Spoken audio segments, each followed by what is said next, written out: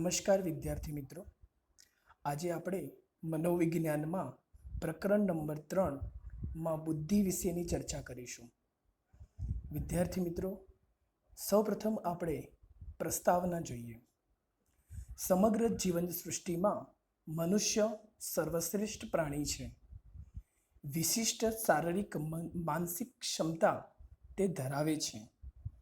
અન્ય પ્રાણી કરતાં મનુષ્યનું મગજ વધુ વિકસિત છે. બીજા બધા પ્રાણીઓની તુલનામાં મનુષ્યનું મગજ વધુ વિકસિત મતલબ વધુ બુદ્ધિશાળી પણ છે. વિવિધ માનસિક ક્ષમતાઓમાં બુદ્ધિનું આગવું સ્થાન છે.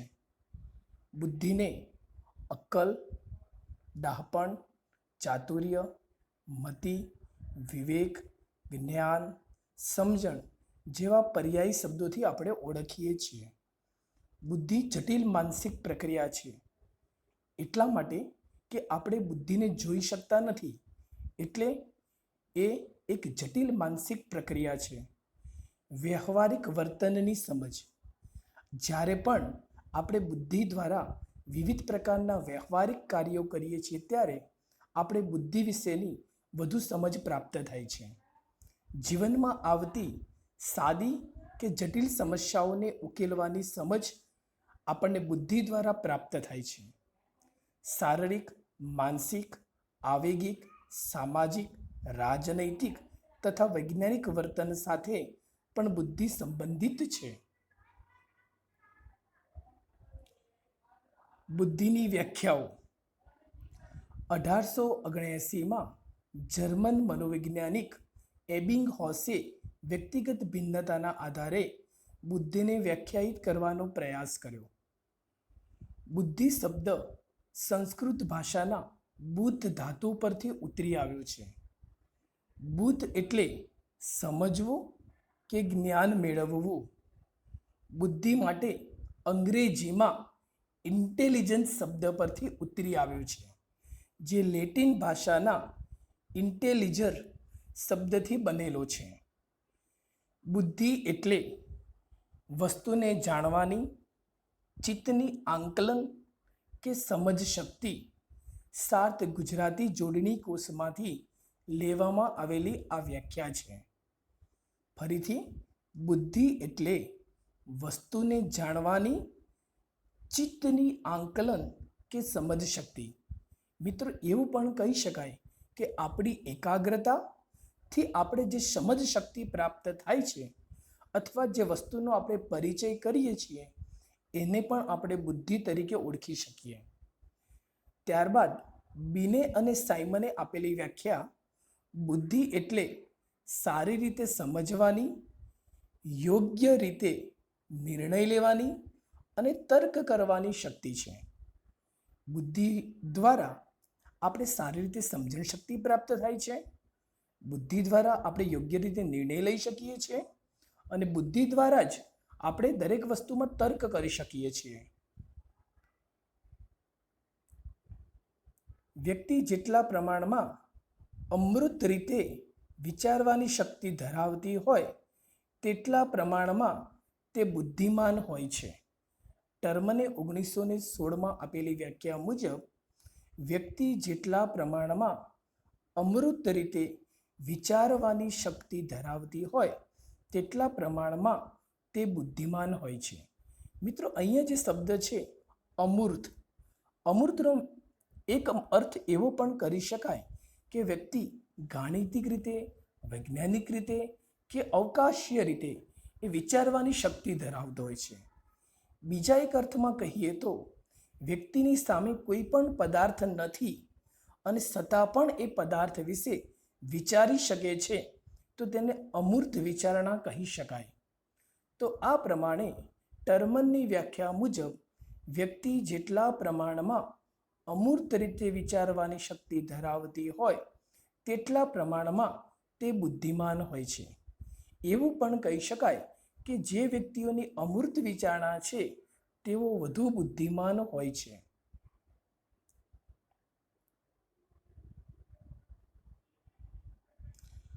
હવે મિત્રો, બુદ્ધિનું સ્વરૂપ.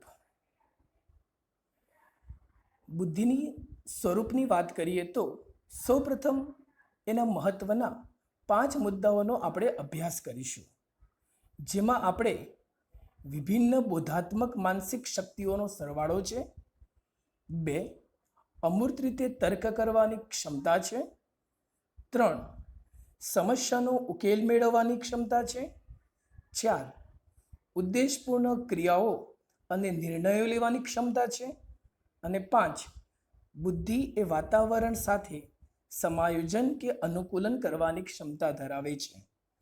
મિત્રો, વિસ્તારથી જોઈએ. બુદ્ધિનું સ્વરૂપ.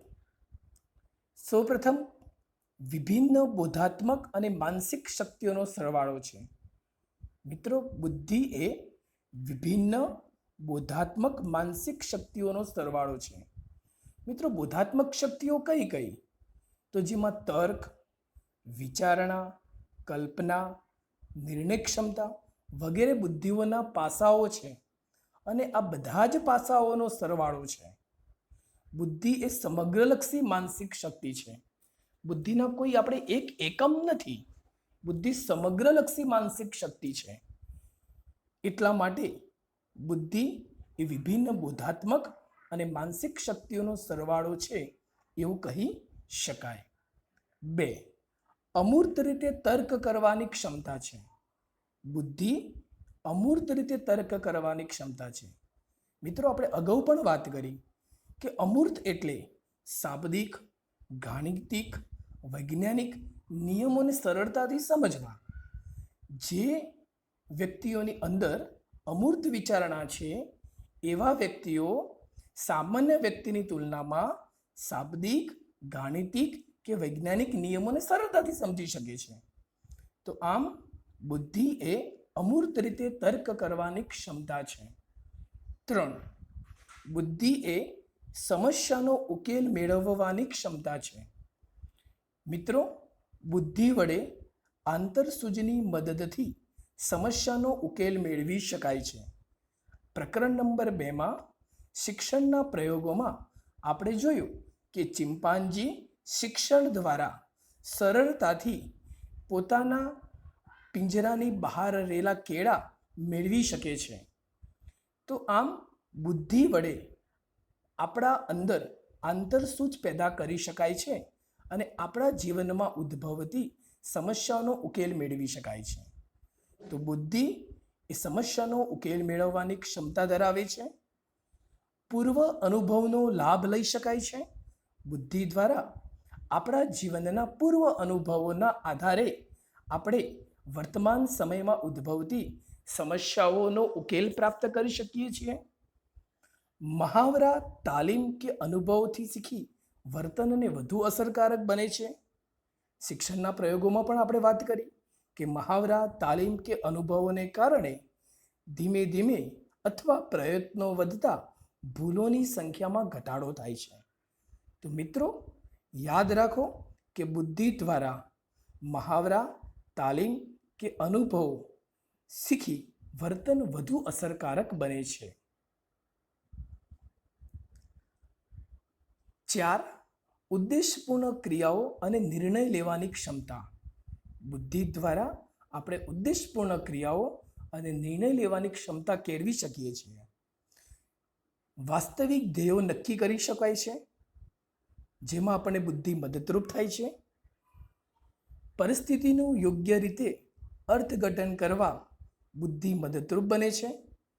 કોઈ પણ પરિસ્થિતિ હોય મિત્રો, તો એનું અર્થઘટન કરી શકાય છે, એનું મૂલ્યાંકન કરી શકાય છે. તો એના માટે પણ બુદ્ધિ આપણને મદદરૂપ થાય છે. અસરકારક રીતે તર્ક કરવામાં બુદ્ધિ આપણને મદદરૂપ થાય છે. નિર્ણયો લેવામાં પણ બુદ્ધિ આપણને મદદરૂપ થાય છે. કટોકટીના પ્રસંગોમાં પણ કયા પ્રકારના નિર્ણય લેવા એમાં આપણને બુદ્ધિ મદદરૂપ નીવડે છે. ટૂંકમાં ઉદ્દેશ્યપૂર્ણ ક્રિયાઓ અને નિર્ણયો લેવાની ક્ષમતા બુદ્ધિથી કેળવી શકાય છે.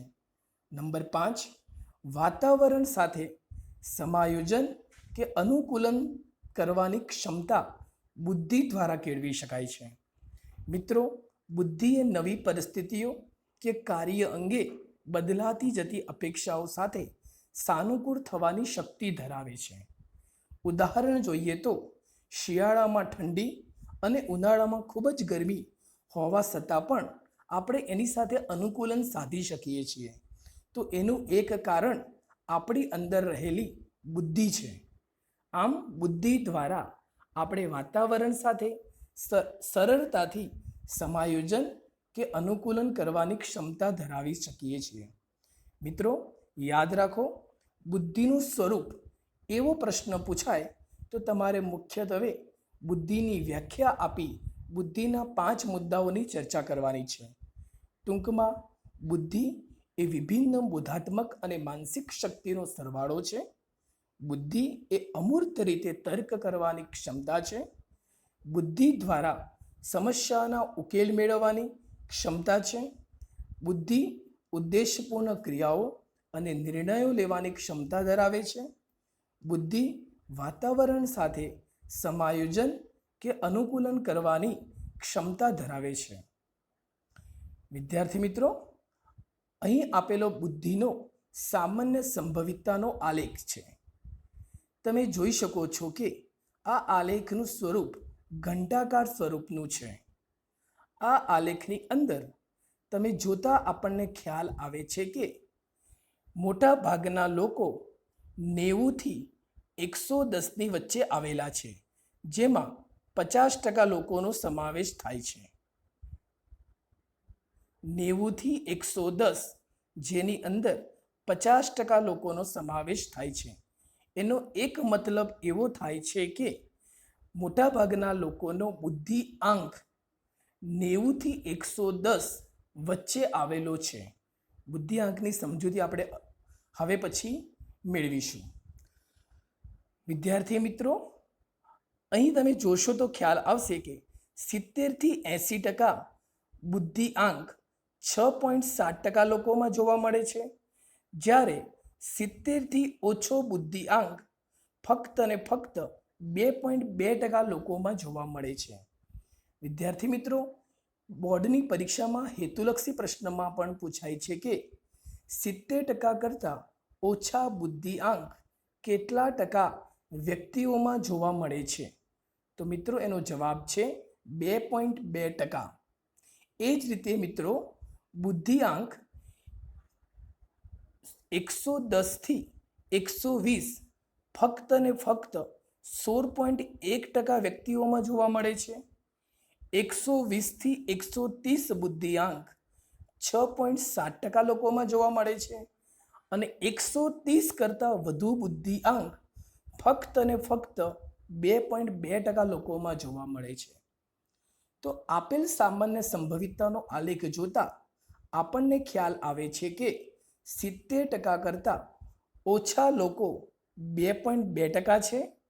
એ જ રીતે 130 કરતાં વધુ બુદ્ધિઆંક ધરાવતા લોકો 2.2% છે. અને સામાન્ય બુદ્ધિઆંક ધરાવતા, સામાન્ય બુદ્ધિઆંક એટલે 90થી 110 બુદ્ધિઆંક ધરાવતા લોકો 50% છે.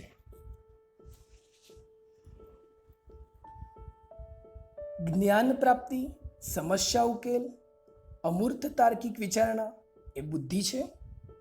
બુદ્ધિના પ્રમાણની બાબતમાં વ્યક્તિગત ભિન્નતા જોવા મળે છે. વિદ્યાર્થી મિત્રો, એક જ પરિવારમાં અથવા એક જ કુટુંબમાં જન્મેલા 2 ભાંડુઓ અથવા 2 બાળકો વચ્ચે પણ બુદ્ધિની અંદર વ્યક્તિગત ભિન્નતા જોવા મળે છે. જેમ કે કોઈ એક બાળક મોટો થઈને વૈજ્ઞાનિક બને તો બીજું બાળક મોટું થઈને ક્રિકેટર બને, તો બંને બાળકોની બાબતમાં વ્યક્તિગત ભિન્નતા હોઈ શકે છે. બુદ્ધિ ક્ષમતાના માપન માટે વિલિયમ સ્ટને 1912માં એક સૂત્ર દર્શાવ્યું. અહીં મિત્રો યાદ રાખજો, હેતુલક્ષીમાં પૂછાતો વારંવાર પ્રશ્ન કે બુદ્ધિઆંકનું દર્શાવતું સૂત્ર કોને આપ્યું છે? તો જવાબ છે સ્ટને 1912માં. બુદ્ધિઆંકનું સૂત્ર છે મિત્રો, આ પણ પ્રશ્ન પૂછાય છે.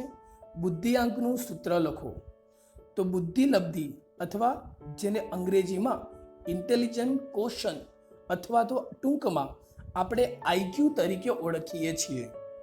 તો IQ ઇઝ ઇક્વલ ટુ માનસિક વય, જેને અંગ્રેજીમાં મેન્ટલ એજ તરીકે ઓળખીએ છીએ, અપોન શારીરિક વય, જેને અંગ્રેજીમાં ક્રોનોલોજીકલ એજ તરીકે ઓળખીએ છીએ, multiplied 100 is equal to IQ, અથવા બુદ્ધિલબ્ધિ બરાબર માનસિક વય ભાગ્યા શારીરિક વય ગુણ્યા 100. મિત્રો, માનસિક વય કોને કહીશું? તો માનસિક વય એટલે આપણી માનસિક શક્તિ, અને શારીરિક વય મતલબ ઉંમર વધવાની સાથે આપણા શરીરના અંગ ઉપાંગોમાં અથવા ઉંમર વધતા જે પણ ઉંમર આપણે પ્રાપ્ત કરીએ છીએ એને આપણે શારીરિક વય તરીકે ઓળખી શકીએ. બુદ્ધિલબ્ધિના આધારે વર્ગીકરણ સૌપ્રથમ પ્રયાસ ટર્મને કર્યો હતો. મિત્રો, અહીંયા ઘણા બધા વિદ્યાર્થીઓ ભૂલ કરતા હોય છે કે બુદ્ધિલબ્ધિનું વર્ગીકરણ ટર્મને દર્શાવ્યું છે અને બુદ્ધિલબ્ધિનું સૂત્ર સ્ટર્ન દ્વારા આપવામાં આવેલું છે. આ બંને પ્રશ્નોમાં થોડો તફાવતને સમજવાની જરૂરી છે.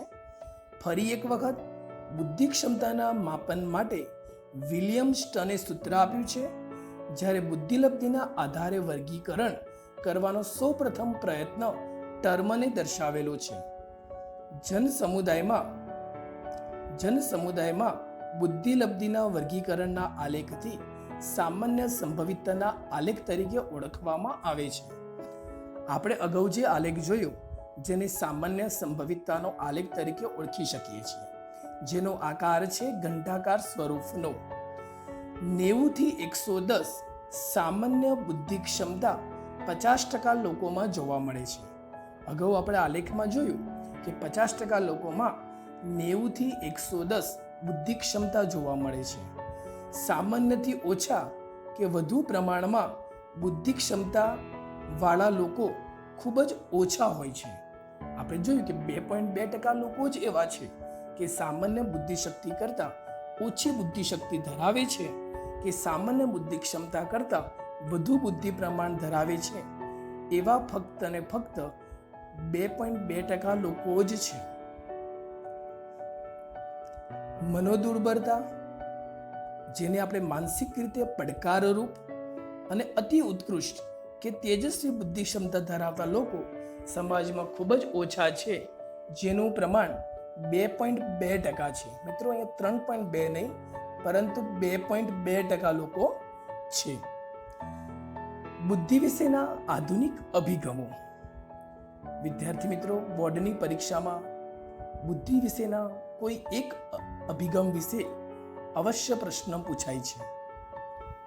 બુદ્ધિ વિશેના આધુનિક અભિગમો હવે પછીના વિડીયોમાં આપણે ચર્ચા કરીશું. મિત્રો, અહીંયા સુધી તમને પૂરેપૂરી સમજ પડી હશે એવી આશા રાખું છું. આમ છતાં પણ તમને કોઈ પણ પ્રકારની ક્ષતિ સમજાય તો તમે ટેલિફોનિક દ્વારા પણ વાત કરીને તમે તમારી સમસ્યાનો ઉકેલ પ્રાપ્ત કરી શકો છો. આભાર.